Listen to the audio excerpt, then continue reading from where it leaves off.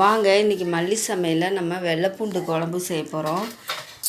அதுக்கு ஒரு பாத்திரத்தில் நல்லெண்ணெய் சேர்த்துருக்கேன். கொஞ்சம் கடுகு, சீரகம், சின்ன வெங்காயம் நல்லா வெட்டி வச்சுருக்கேன், அதையும் சேர்த்துக்கிறேன். சின்ன வெங்காயம் தான் நல்லா ருசியாக இருக்கும் இந்த குழம்புக்கு.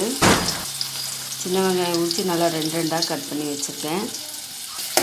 இதை வதக்கிக்கலாம்.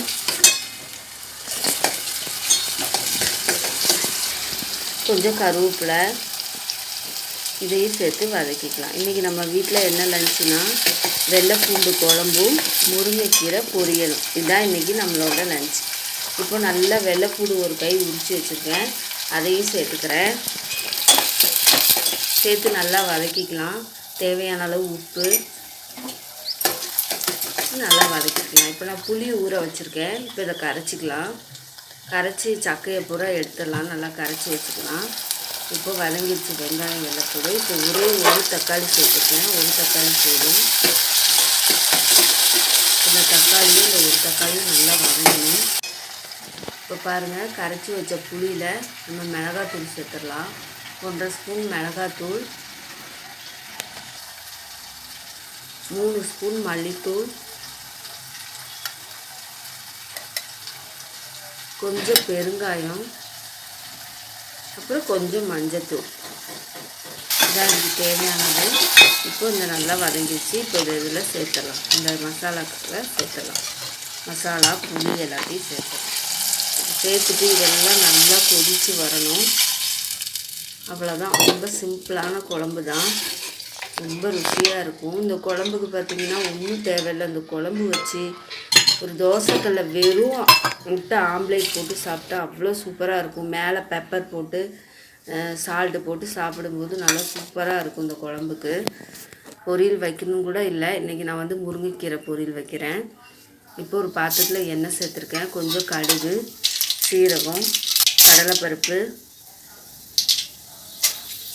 அப்புறம் பெரிய வெங்காயம். வெங்காயம் வந்து நிறைய வெட்டி வச்சுருக்கேன். முருங்கைக்கீரைக்கு வெங்காயம் நிறைய சேர்க்கும்போது நல்லாயிருக்கும்.